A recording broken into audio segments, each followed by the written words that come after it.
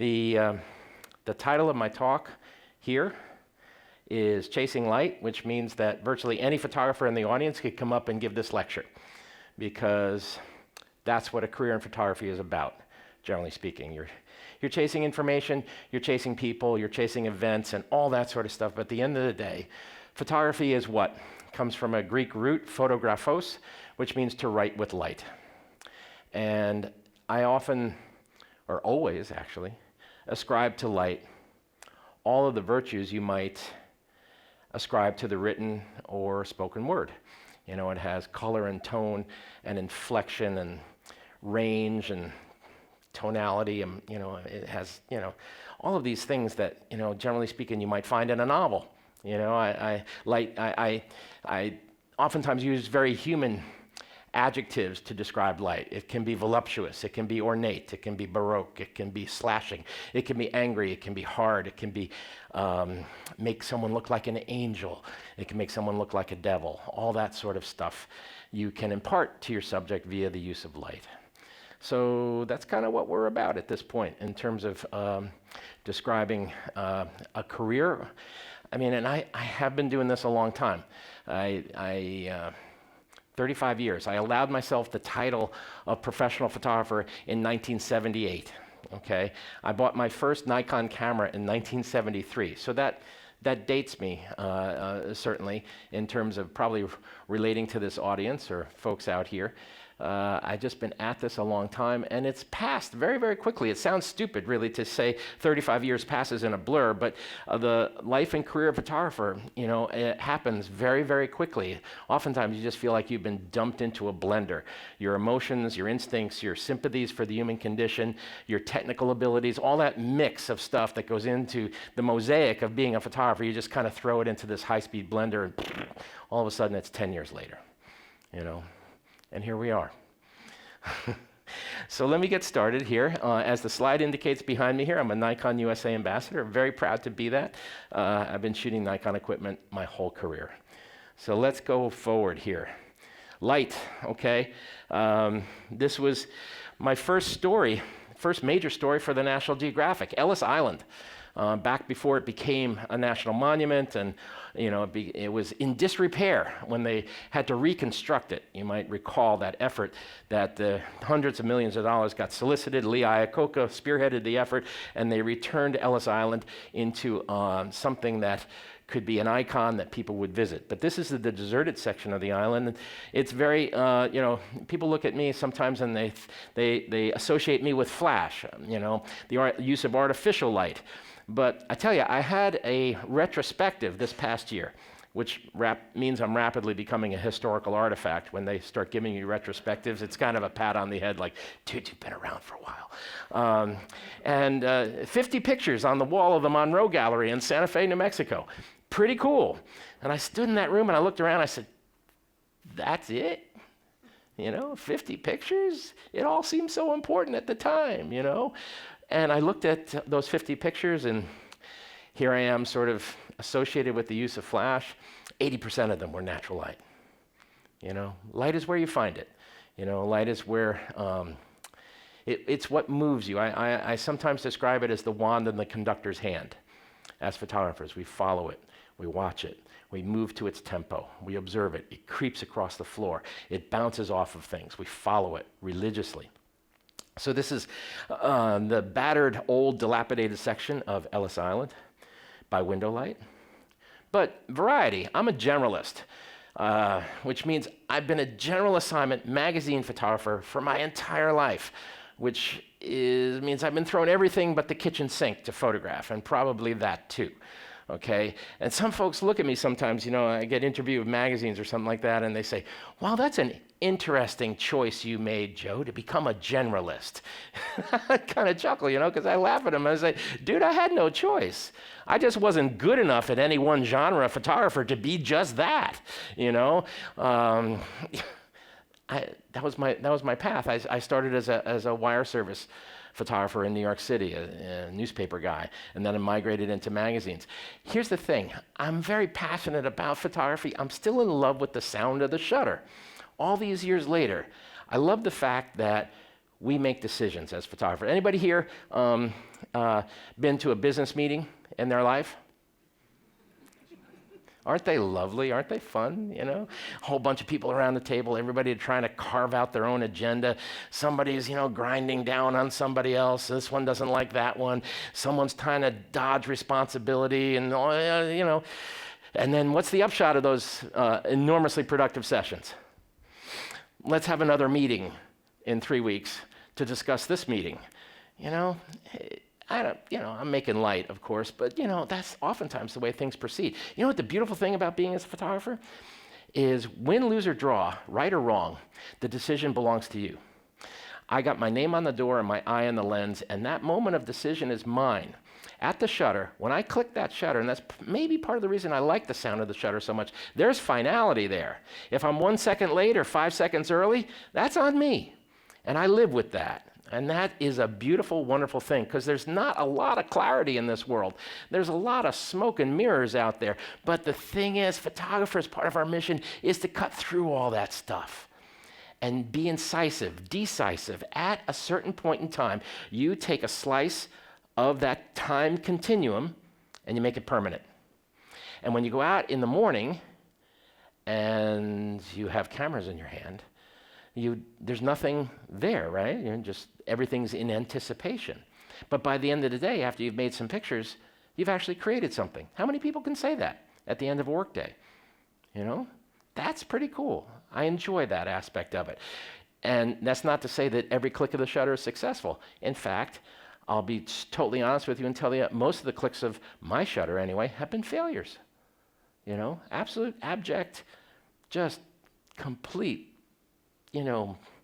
abysmal. Should I get more descriptive?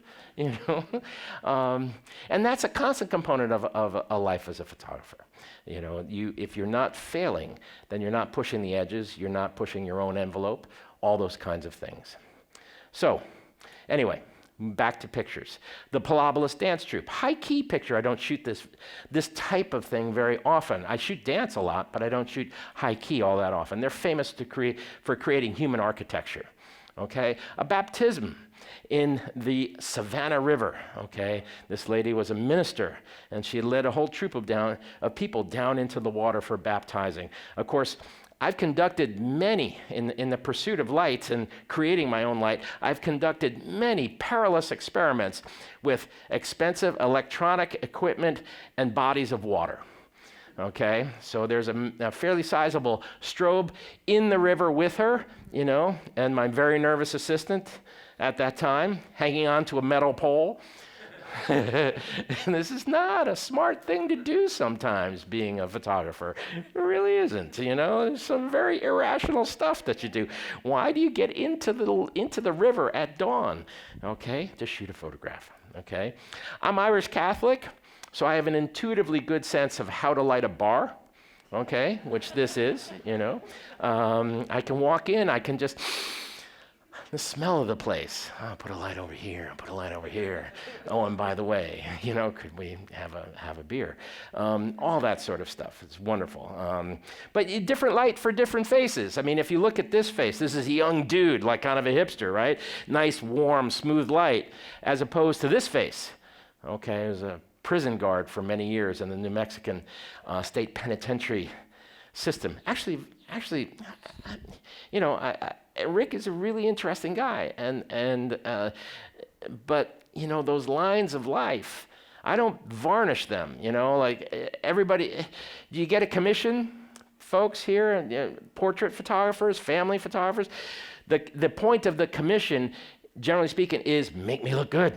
Okay, scrub me up a little bit, okay, get rid of this and that and all that other sort of, shrink me a little bit, all that sort of stuff.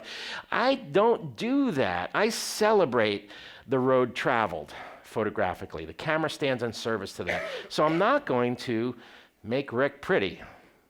That would be a tough job to do, and I'm not going to rob him of the life that he's showing me in that face. Okay, same thing here, fisherman. Okay, been out at sea for many, many years up in Iceland. a hard light, an edgy light. Whereas here, a young, beautiful face with lots of depth of field, showing the field and the sky and the clouds, all that sort of stuff. So I'm using a different type of light here to bring for this lovely young face. Okay? Splashy light. And I'm not saying that. That just came out of my mouth. I said splashy. Then I realized, oh, yeah, I'm standing in the ocean. That's pretty good. That's pretty good, actually. Not bad. But Barbara Cadet, a wonderful saxophone player in the Caribbean, okay? Again, I had said I conduct numerous experiments with expensive electronics in and around bodies of water. But she's a marvelous performer. Punchy light, kind of colorful light, because she's on stage. All that color in the background there, and her dress lent me to the lighting solution up front for her. My friend Donald, okay, the legendary Donald from Santa Fe, New Mexico, Moses incarnate, okay? He is an amazing guy. He could be 85, he could be 65. I just don't know with Donald, you know. He's been all over the world. He's been crewed on board freighters. He's been a roustabout in oil fields. He's lived life. And again, I want to express that. So here I'm using a flash combination to introduce a slow shutter speed to the events that I'm witnessing, because there's a storm coming up. I want his hair to whip around. So I'm dragging my shutter. I'm using camera techniques, which sound like a lot of numbers, right? But at the end of the day, those numbers add up to tremendous aesthetic implications into your photograph. So you have to think of those numbers in the background as you're approaching subject matter. We doing okay? Everybody all right so far? I can't tell. There's such a strong light on me here. Everybody in the audience could have left by now, and I wouldn't even know. But this is actually like going through an editing session at the National Geographic. They kind of shine a light in your eyes. Editors like, what have you done with my money? Anyway. Oh, Lord. There we go. But there's Donald as an angel. Okay, I'm using light in a different way here. That first portrait was a one light portrait. This is deploying several lights to an effect, okay? Those wings were commissioned by Sports Illustrated. They asked me to do a portrait of an athlete who had a tremendous wingspan. And so I said, well, all right, how about wings? And they said, yeah, okay, good. And so I commissioned these wings. There is, or at least was, I haven't used them lately, of course there is, right? A place that makes wings in Hollywood, okay? And the place that makes wings for all the film and television industry, they are called mother pluckers. This is true, okay? And these wings were drop shipped to my location, and they cost Sports Illustrated $3,000. And of course, my editor wanted them back, and I kept dodging the question. Now the editor's no longer there. And now I own these wings. So, dance, again, cycling back to dance, a one light picture of one of my favorite people and dancers, up there. Jen Concepcion, the lovely wife of R.C. Concepcion down in Tampa, Florida, marvelous dancer. One light portrait on the beach, got lucky with the sky. Okay, that is it, as photographers. There is kind of a bit of a cult of ego associated with being a photographer. I'm sure you've seen or heard, like people who, might kind of expound upon their abilities and says, we operate at the whim of the world. Do you think bankers go to work in the morning worried about what the light's going to be like at 4 o'clock in the afternoon? We do. We're anxiety-ridden people. This is actually a misery-inducing profession to get into. It's angst-ridden, it's anxiety-producing, you're never certain of anything, all that sort of stuff. So they actually brought me in as an inspirational speaker to make everybody feel good about themselves and what they're trying to do. But, a sky like this, for instance, I just got lucky with the sunrise. This is shot with speed lights, believe it or not, okay? These are Nikon SB speed lights, and there's 3 of them on a stick off to camera left, because what's my best friend here?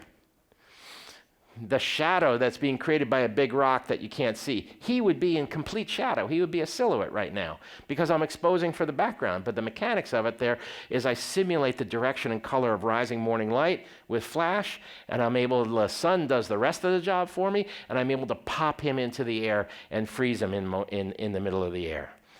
Character light, right, for a true New York City character. Louis Caccioli. Louis Caccioli was the cover of a book I did in the aftermath of 9/11 called The Faces of Ground Zero. Not this particular picture, but I've cycled back with Louis. The thing is, as a photographer, you maintain relationships, right? There's an emotionality that occurs at the lens. Not always, I mean, sometimes with a corporate portrait and stuff like that, sometimes you're photographing people, and honestly, you come away from assignments like that, sometimes you feel like you want to take a shower, and so there's no further connection. But I've been really blessed in my career in that a lot of the people I photographed have become my friends, okay, over time. And that's a wonderful, wonderful thing, because the emotionality and connection you develop at the camera can be very, very real and very, very powerful and lasting.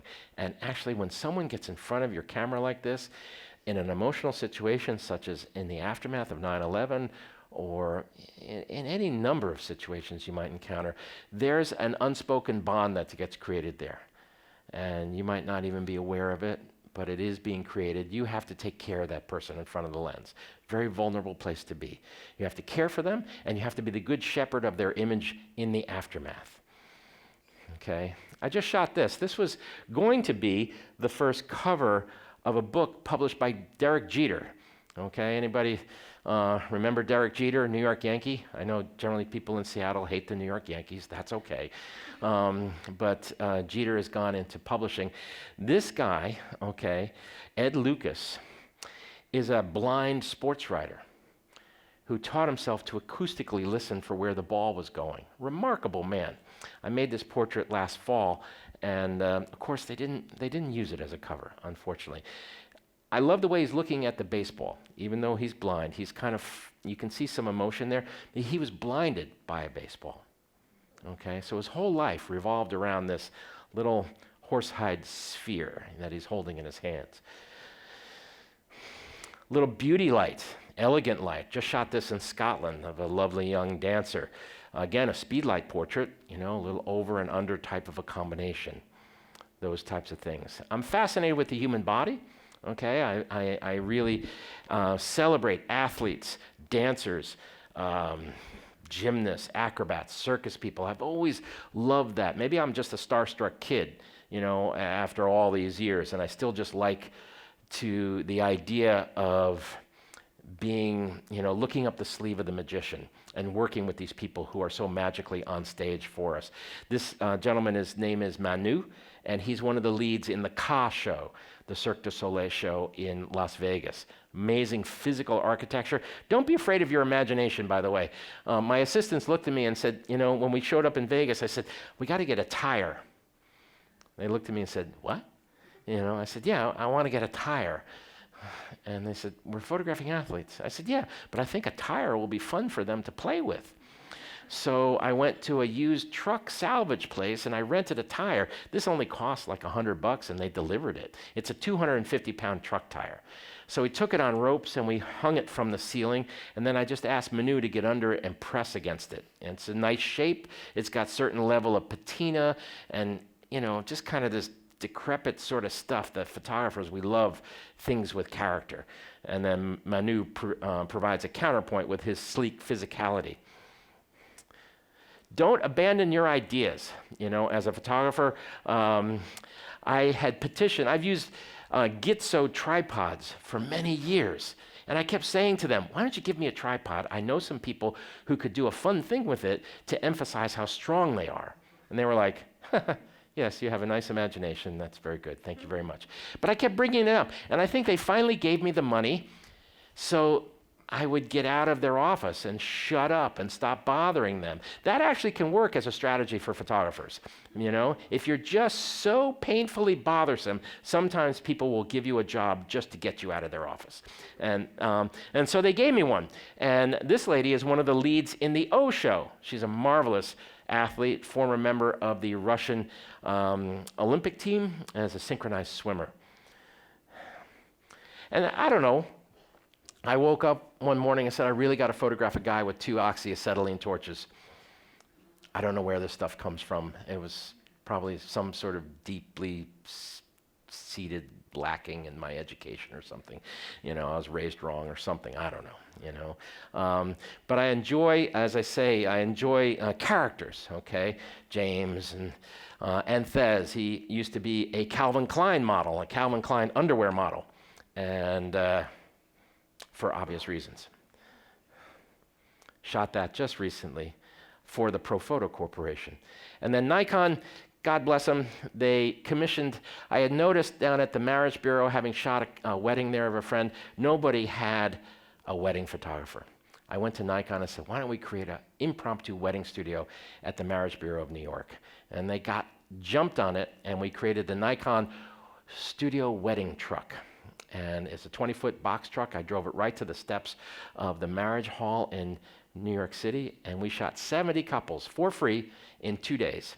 With speed lights, created 2 studios in the back of the truck, and it was one of the more fun projects I've ever done. Just shot that a couple of months ago. I think it was, 2-3 months ago. And I'm here to tell you the road ahead is unknowable. Being a photographer is taking a journey that has no destination, folks. Thanks for coming today.